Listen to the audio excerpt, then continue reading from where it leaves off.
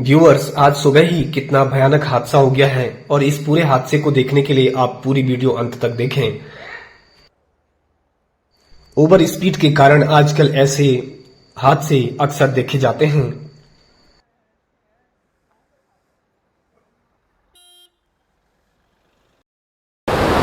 Uttarakhand valley में आप लोगों का एक बार फिर से स्वागत। सभी मेरे दर्शकों को मैं आज एक नई लोकेशन, नई जगह पर, नई विषय वस्तु के साथ आपके सामने पेश हूँ। मैं आपको आजकल मंदाकिनी का प्रवाह किस तरीके से है, किस ढंग से चल रहा है, ये दिखाने की कोशिश करता हूँ।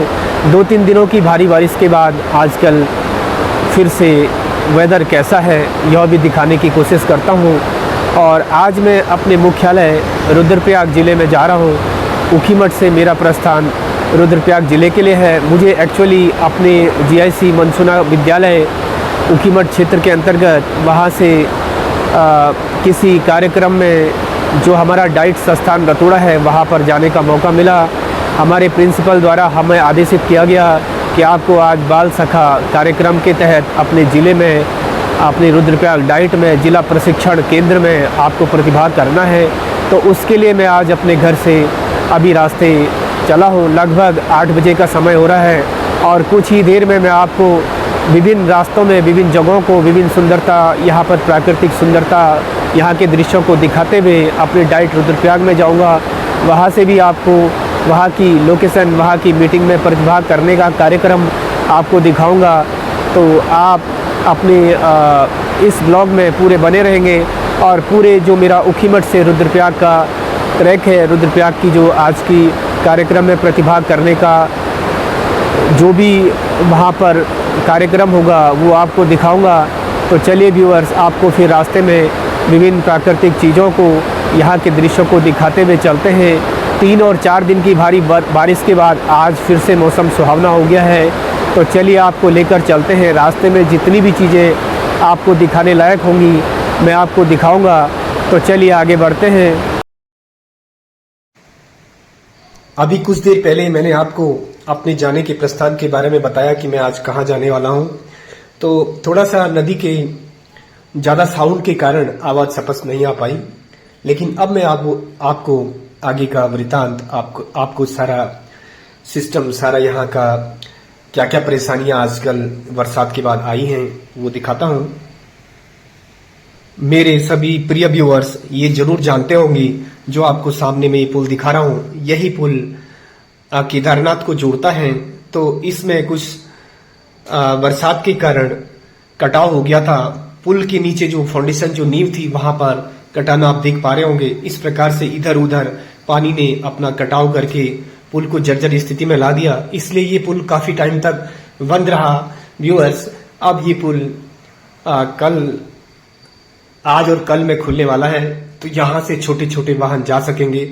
लेकिन अभी जब मैं यहाँ पर खड़ा हूँ तो ये पुल को सभी वाहनों के लिए, छोटे बड़े वाहनों को प्रतिबंधित कर दिया गया है। इसके नीचे इसकी जो नींव है, जो इसकी फाउंडेशन है, जहां पर ये पुल अपने फाउंडेशन के साथ टिका हुआ है, वहां पर काफी खतरा हो गया है। बरसात में पानी काफी ऊपर तक आकर इसने पूरा उसके पुल के नीचे काफी कटाव कर दिया था। तो इस प्रकार प्रशासन ने यहाँ पर रास्ता रोका हुआ है, सारे बैरियर लगा के। आप देख सकते हैं सामने, यहाँ पर पानी यहाँ तक चढ़ गया था। इसने यहाँ भूमि काटते हुए पूरी सड़क तक, ये पुल को होकर सड़क तक आ गया था। इसलिए यहाँ पर प्रशासन द्वारा ये रास्ता फिलहाल रोका गया था, जो आज या कल में छोटे वाहनों के लिए खोला जाएगा।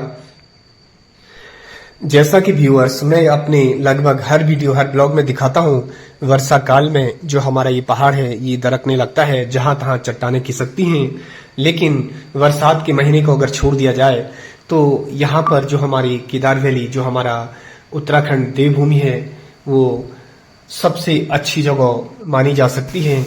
यूं कहे तो ये धरती पर इसे स्वर्ग भी कहा जा सकता है। आजकल बरसात में जहां तहां चट्टानों से कितने सुंदर झरने, पानी के निर्मल स्रोत जहां तहां आपको दिखाई दे रहे होंगे। आप सामने देख सकते हैं कितने अद्भुत, जहां चट्टानों में कभी पानी नहीं निकलता, वहां से भी आजकल इस वर्षा काल में जगह जगह चट्टानों से अमृत रूपी पानी बरसता है। अब आप सामने देखिए, यह मैं आपको हिमालय दिखा रहा हूं, जहां पर सर्दी के साथ साथ थोड़ा जल स्तर अब कम हो चुका है, बरसात थोड़ी कम हो चुकी है और कितना सुंदर दृश्य यहाँ पर आप देख रहे होंगे। अब हमारे ये घोड़े खच्चर व्यवसायी भी वापस लौटने लगे हैं, जो मैं आपको अभी दिखा रहा हूँ। तो पिछली बार व्यूअर्स आपने देखा होगा 31 जुलाई को यहाँ केदार घाटी में एक आपदा आई, तब से हमारा जो कुंड पुल था जो केदारनाथ को जोड़ता था उसे आवागमन के लिए प्रतिबंधित किया गया। यात्रियों तथा नागरिकों की सुरक्षा के लिए प्रशासन को ये कदम उठाना जरूरी था। तो फलस्वरूप जो भी यहाँ पर व्यवसायी थे, दुकानदार, घोड़ा खच्चर व्यवसायी, जो भी यहाँ पर जिसका रोजगार जुड़ा हुआ था, वो सब धीरे धीरे अपने वापस आने लगे। लेकिन आजकल में फिर ये रास्ता खोला जाएगा। और अभी मेरे पहुंचने से कुछ समय पहले, शायद 5 या 10 मिनट पहले ये एक्सीडेंट हुआ। जो भी लोग ओवर स्पीड से वाहन को चलाते हैं, बिना नियमों को ताक पर रखकर अपने वाहन को राइड करते हैं, उसके कारण ये हादसा अभी हुआ है। वो सौभाग्य है कि इसमें कोई हताहत नहीं हुआ, लेकिन ये कार इस जीप मैक्स से टकराई। लेकिन सौभाग्य की बात यह है कि इसमें जो एयरबैग थे वो अचानक, अभी मैं आपको दिखा रहा हूँ, आप अंदर देख सकते हैं, एयरबैग अचानक खुल गए। इससे व्यक्तियों को नुकसान नहीं हुआ। 2 व्यक्ति इसमें बैठे हुए थे, लेकिन दोनों अभी सुरक्षित हैं। और जो आप ये जीप देख रहे होंगे, इसमें सवारियां भरी हुई थी। क्योंकि मैक्स थोड़ा भारी गाड़ी है, इसलिए इसको ज्यादा नुकसान नहीं हुआ। तो सवारियां भी सुरक्षित हैं। भगवान का लाख लाख शुक्र है कि कोई भी हताहत नहीं हुआ। लेकिन आप देख सकते हैं किस प्रकार भीषण आमने सामने इनकी टक्कर हुई, और जीप के एक्सीडेंट को देखकर आप समझ सकते हैं। और आज फिर मुझे एक और थोड़ा सा दुख है। हमारे माँ बाप हमको, हमारे बच्चों को इस प्रकार के वाहन पकड़ाते हैं। ये एक्सीडेंट भी अभी सड़क पर ही हुआ है। हालांकि इसको किसी अपरिहार्य कारणों से मैं दिखा नहीं सकता हूं। इसको आगे रेफर किया गया है, श्रीनगर 20 अस्पताल में इसके लिए रेफर किया गया है। और अब आपको एक अद्भुत चीज दिखा रहा हूं। मुझे आज एक ऐसे साधु से सामना हुआ जो लगभग पूरे परिवार का सामान लेकर चल रहा है।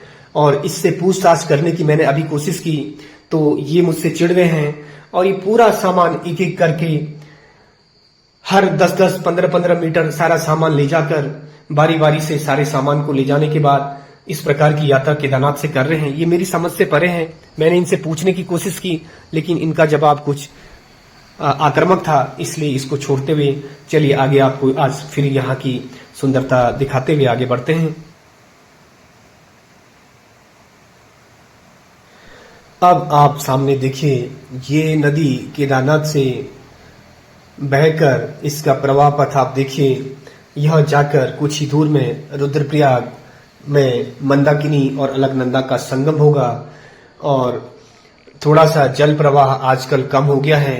हालांकि थोड़ी टूट फूट होती रहती है, लेकिन मौसम एक बार फिर से बहुत सुनहरा और सुहावना हो गया है।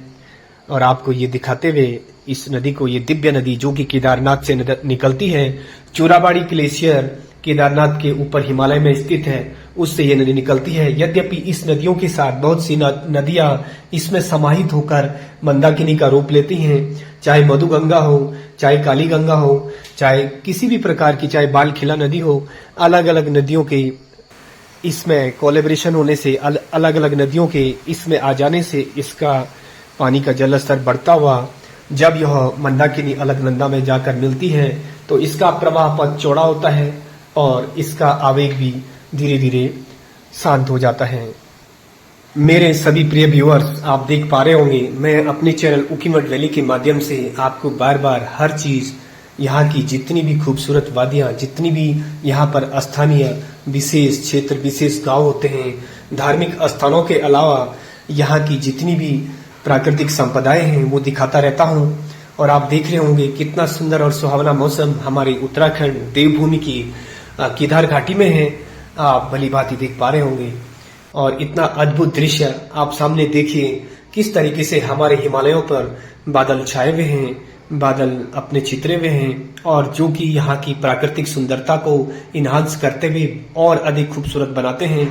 तो मैं आपको जो भी आज मेरे यात्रा पर जो भी पड़ाव, जो भी स्थान आपको मुझे रास्ते में दिखाई दे रहे हैं, उनको मैं दिखाता हुआ चल रहा हूँ।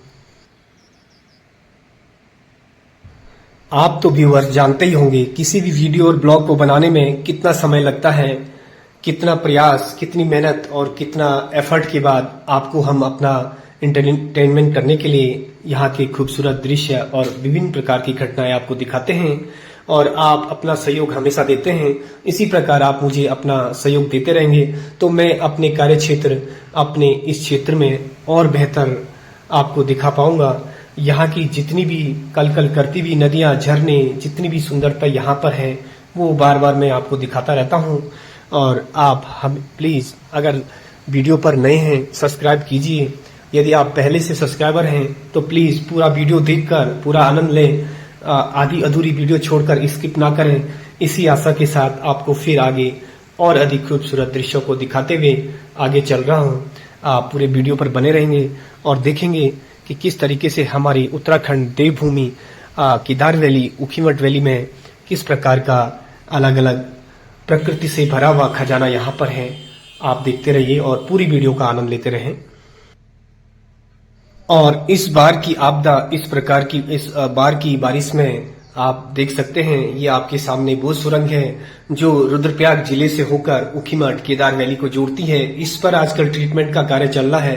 पिछले 2-3 महीनों से इसकी रिपेयर, इसका पुनर्जीर्ण किया जा रहा है, इसको रिपेयर किया जा रहा है। तो अब हम लोग इस रास्ते से, राइट हैंड साइड में जो रास्ता अभी आपने देखा, वहां से होकर के रुद्रप्रयाग अपने जनपद में जाते हैं। तो अब मैं अपने जनपद में इस रास्ते से होकर अपने जनपद रुद्रप्रयाग में पहुंच गया हूं।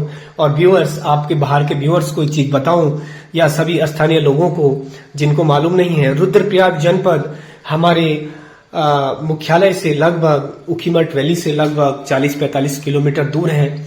और चंपावत जिले के बाद रुद्रप्रयाग सबसे छोटे जिलों में गिना जाता है, अर्थात चंपावत सबसे छोटा जिला है, उसके बाद रुद्रप्रयाग क्रम में दूसरे स्थान पर आता है। यूं कहें तो सबसे छोटे जनपदों में रुद्रप्रयाग भी है।